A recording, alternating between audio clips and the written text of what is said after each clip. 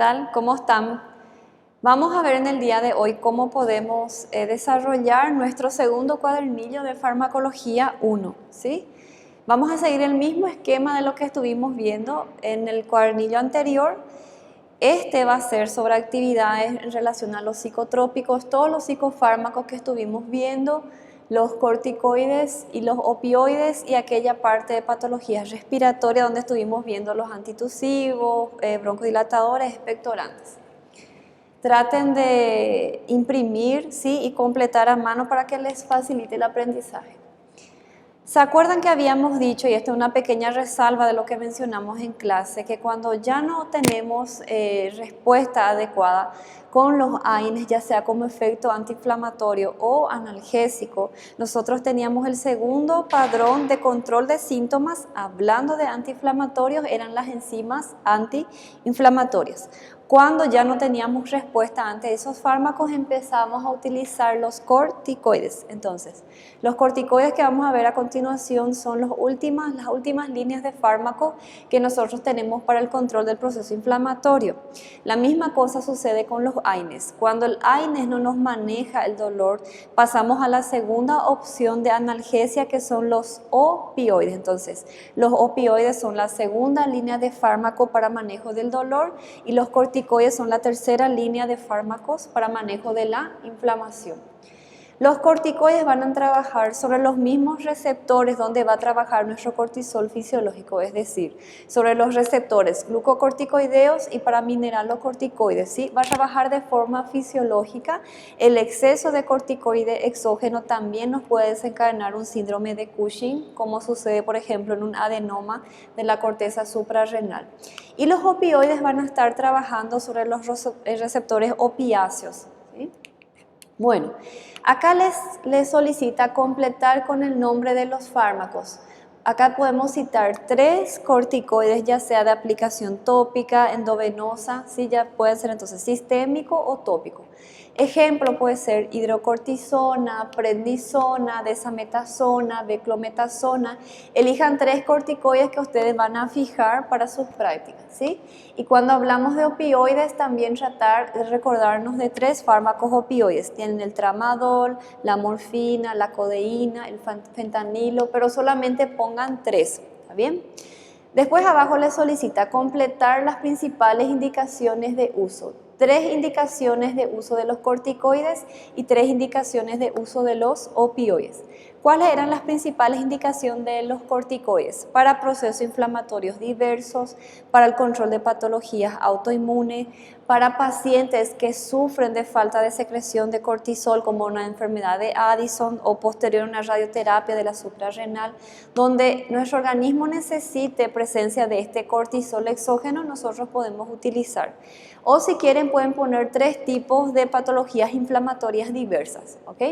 Cuando hablamos de opioides yo uso para analgesia. ¿Y qué tipo de cuadros yo puedo calmar el dolor con un opioide?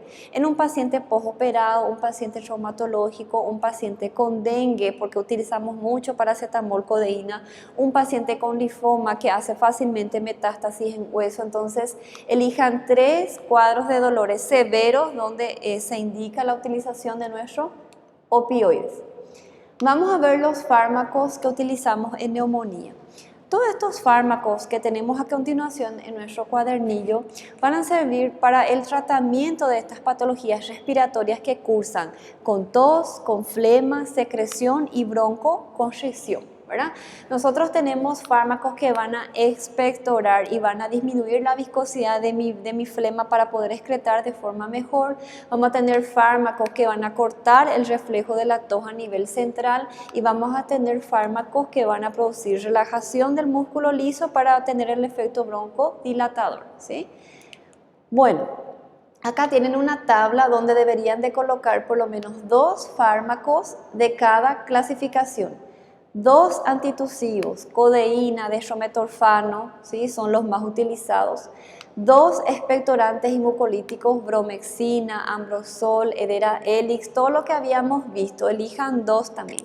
Cuando hablamos de broncodilatadores, recordar que teníamos los beta-adrenérgicos, la familia salbutamol, formoterol, fenoterol, y teníamos la familia de los anticolinérgicos como el ipratropio, tiotropio.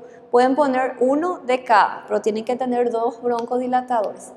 El antileucotrieno, ¿se acuerdan que utilizamos mucho en pacientes asmáticos para evitar la prevalencia de recidivas? Era que dijimos, ¿verdad? Antileucotrieno tenemos 2, Montelukast y Zafirlukast, ¿sí? Y antigripales, que era un conjunto, era una asociación de varios fármacos. Entonces acá me van a poner cuáles son los fármacos que vienen asociados en los combos de antigripales. ¿Qué viene? Descongestivo, pseudoefedrina, puede venir un antihistamínico, ponemos vitamina C o ácido ascórbico, tenemos siempre un AINES como la dipirona, ibuprofeno, paracetamol, ¿sí? Pongan los fármacos que vienen asociados en el antigripal. Y en esta parte les pide para poner los usos o las indicaciones de uso o las aplicaciones terapéuticas de los antitusivos. ¿Para qué yo puedo utilizar un antitusivo? Antitusivo voy a usar en tos seca irritativa, ya sea producida por un cuadro infeccioso viral o en esas toses que son reacciones alérgicas a fármacos o en cuadros de alergias que cursan con tos, ¿sí? Expectorantes y mucolíticos, yo voy a usar donde el paciente tiene esa tos productiva, ya sea en neumonía, en bronquitis, en cuadros de asma, ¿sí?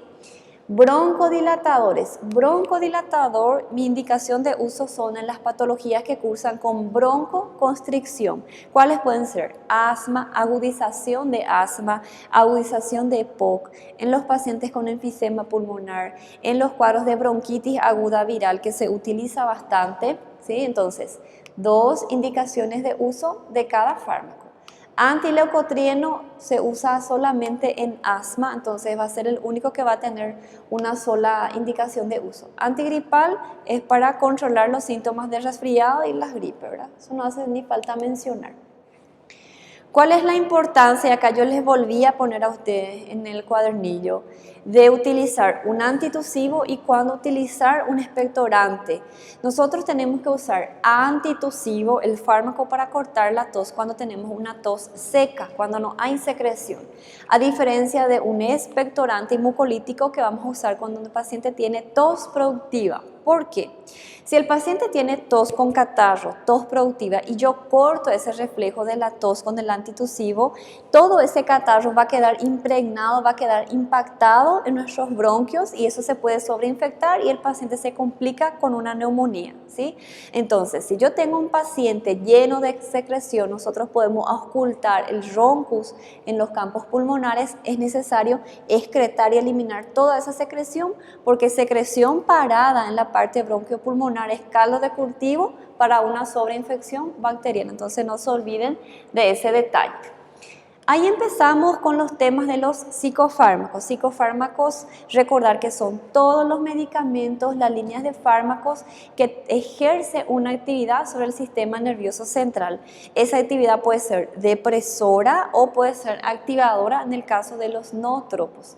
Y recordar que los psicofármacos, por más que se producieron para el control de ciertos síntomas, por ejemplo, tenemos definidos cuáles son los anticonvulsivantes, antiparkinsonianos, anti-Alzheimer, fármacos para depresión, yo puedo utilizar en diversas patologías, ¿sí? Bueno, todos estos que están mencionados acá son considerados fármacos psicotrópicos, o sea que todos ellos van a ejercer un efecto sobre el sistema nervioso central. Antidepresivo es psicotrópico, ansiolítico es, antipsicótico es, antiepiléptico, antiparkinsoniano, fármacos para Alzheimer, nootropos, estabilizadores del ánimo, fármacos para enxaqueca, hipnóticos, sedantes, todos ellos son fármacos psicotrópicos. Bueno, acá nos solicita cómo se clasifican los antidepresivos, ¿sí? Es sumamente importante la clasificación. ¿Para qué? ¿Se acuerdan de las reacciones adversas y la resistencia que puede desarrollar el paciente? Entonces, si el paciente me hace una reacción alérgica a un fármaco de una clasificación, yo tengo que cambiar de clasificación. Es muy alta la probabilidad de que el paciente, si tiene alergia al tricíclico y yo le dé otro tipo de antidepresivo tricíclico, también me origine ese cuadro de anafilaxia. Acá yo les puse a ustedes en un cantito, sí, esto ustedes no tienen en el cuadernillo, tienen en su slide, En clasificación van a poner los IMAO, inhibidores de la monooxidasa, pueden poner IMAO si les queda más fácil. Acá en el número 2, los tricíclicos, en el número 3, los inhibidores de la serotonina, en el número 4, inhibidor de noradrenalina y por último los atípicos. Entonces, en el cuadro de la parte izquierda van a poner solamente la clasificación. Y acá al lado van a poner un fármaco de cada grupo, una fluoxetina, una amitriptilina, ¿sí? Uno por cada familia. Bueno, acá nos solicita para qué podemos utilizar los antidepresivos. ¿Se acuerdan que en clase dijimos que no solamente para un cuadro de depresión nosotros podemos utilizar antidepresivos? Podríamos usar en pacientes con ansiedad, con síndrome de ansiedad, con síndrome de pánico. Podemos utilizar para los pacientes con enjaqueca, ¿sí? Elijan 3 usos, 3 aplicaciones terapéuticas y escriban ahí, uno en cada línea, ¿sí? Después empezamos a ver los fármacos que habíamos visto para tratar la ansiedad. Recordar cuáles son los fármacos ansiolíticos, cuáles pueden ser. Benzodiazepinas, ya saben cuáles son, midazolam, lorazepam, ¿sí? Barbitúricos, tiopental y compañía, los beta bloqueantes, atenolol por sobre todo, los 3 tipos de antidepresivo. Entonces, en este cuadro van a poner la clasificación, los tipos de familia de fármacos que podemos utilizar como control de la ansiedad. No hace falta poner todavía un fármaco de cada grupo, solamente la clasificación, ¿sí? Cuando hablamos de ansiolíticos es importante recordar cuáles son los cuadros que nosotros consideramos importantes de ansiedad para indicar un fármaco, ¿sí? Pueden ser en cuadros de hipertiroidismo, síndrome de pánico, paciente con traumatismo, con estrés postraumático, perdón, paciente con trastorno obsesivo compulsivo, ¿sí? Elijan 3 cuadros de ansiedad para poner como indicación de uso de estas familias de fármacos. Ahí empezamos a ver los fármacos hipnóticos y sedantes. ¿Se acuerdan que los principales hipnóticos y sedantes eran 2? Barbitúricos y benzodiazepinas. Pero aparte teníamos más 2 líneas de fármacos, que eran los agonistas receptores de benzodiazepinas y teníamos los diversos, ¿verdad? ¿Cuáles son las familias de hipnóticos y 2 fármacos de cada grupo? Coloquen 2 barbitúricos, 2 benzodiazepinas acá al lado, 2 agonistas receptor de benzodiazepina y los diversos 2 de cada. Yo ya les puse acá la familia de los fármacos. Ustedes lógicamente tienen que recordar esto para el examen, cómo se clasifican los hipnóticos y sedantes. Eso es lo que importa mucho para nuestro examen, chicos, clasificar en nuestra cabeza. ¿Cuáles son los hipnóticos? ¿Cómo se clasifica? Y cuáles son los fármacos que pertenecen a cada clasificación. Eso pasa con AINES, con corticoides, ¿sí? Con todos los fármacos que vamos a ver. ¿Para qué yo podía utilizar un hipnótico o un sedante? El nombre ya dice para sedar, para inducir el sueño, tranquilizar, apaciguar al paciente. Entonces, yo puedo usar como tratamiento un insomnio, puedo utilizar en un paciente con síndrome de abstinencia, puedo utilizar en un paciente antes de un procedimiento invasivo, puedo utilizar antes de una anestesia como inductor o como un anestésico auxiliar, ¿sí? Elijan 3 opciones de utilización de estos hipnóticos y sedantes y plasmen ahí en su cuadernillo. Después teníamos los fármacos para manejar psicosis, los antipsicóticos o antimaníacos. Estos fármacos no son solamente para el tratamiento de la esquizofrenia. ¿Se acuerdan que podíamos utilizar durante la etapa de manía del trastorno bipolar? ¿Sí? Entonces acá les solicita para ustedes colocar 3 indicaciones de uso de estos antimaníacos, ¿sí? Pongan 3 indicaciones de uso y acá les solicita para escribir los fármacos principales de cada generación de estos antipsicóticos. Teníamos los clásicos o de primera generación, haloperidol, clorpromacina, que son los más utilizados, y los de segunda generación más nuevos, atípicos, la risperidona, por ejemplo. Entonces, recordar los fármacos más importantes, antipsicóticos más importantes de primera y segunda generación. Habíamos hablado que el paciente que sufre de un trastorno bipolar es un paciente que durante toda su vida tiene que tomar un estabilizador del ánimo y durante su fase depresiva tiene que tomar un antidepresivo, durante su fase de manía tiene que tomar un antipsicótico, ¿verdad? O un antimaníaco. ¿Cuál era el estabilizador del ánimo? ¿Se acuerdan del litio? ¿Sí? Entonces tenemos que poner acá litio. ¿Y para qué podemos utilizar en tratamiento de trastorno bipolar o pacientes que tienen trastorno de personalidad? ¿Sí? Todos estos psicotrópicos tienen efectos adversos. ¿Cuáles podrían ser los efectos adversos de los psicotrópicos? Recordar que estos fármacos que estamos viendo hasta ahora en el cuadernillo son fármacos que van a deprimir en cierto grado la actividad del sistema nervioso central. Todos esos psicofármacos que deprime, ¿qué efecto puede tener? ¿Sí? Sonolencia, visión borrosa, mareo, confusión, dificultad para habla, incoordinación motora. ¿Sí? Pueden poner ahí 4 tipos de reacciones adversas, lo más frecuente, lo que más vemos en el paciente. Y ahí teníamos la familia de los antiparkinsonianos. Importante recordar para el examen cómo trabajaba, cómo era el efecto de esta dopamina en el trastorno del Parkinson. Recordar, la acetilcolina se sigue produciendo a valores normales y la dopamina va disminuyendo. Entonces, tengo el efecto de la dopamina, que es aquel reflejo del movimiento sin el control de la velocidad, del peso, de la dirección, y me falta la dopamina, que es el que va a filtrar mi movimiento y le va a dar la dirección adecuada, la velocidad adecuada. En base a esa fisiopatología de nuestro Parkinson teníamos la clasificación de los antiparkinsonianos, ¿sí? Yo ya les puse acá la clasificación, ustedes tienen que recordar para el examen cómo se clasifica, ¿sí?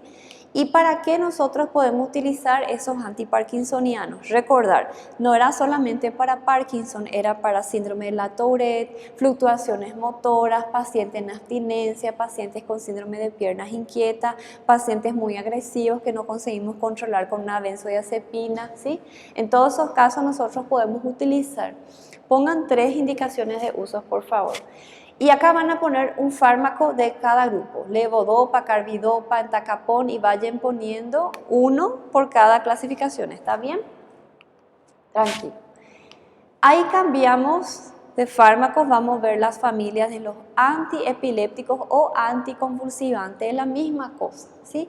¿Para qué nosotros podíamos utilizar un antiepiléptico? ¿Se recuerdan que habíamos puesto en el cuadro para los pacientes que sufren epilepsia, para los pacientes que pueden tener convulsiones después de un traumatismo, después de un ACV, para tratamiento de enjaquecas también se utilizaban mucho los antiepilépticos? Entonces pongan 3 indicaciones de uso.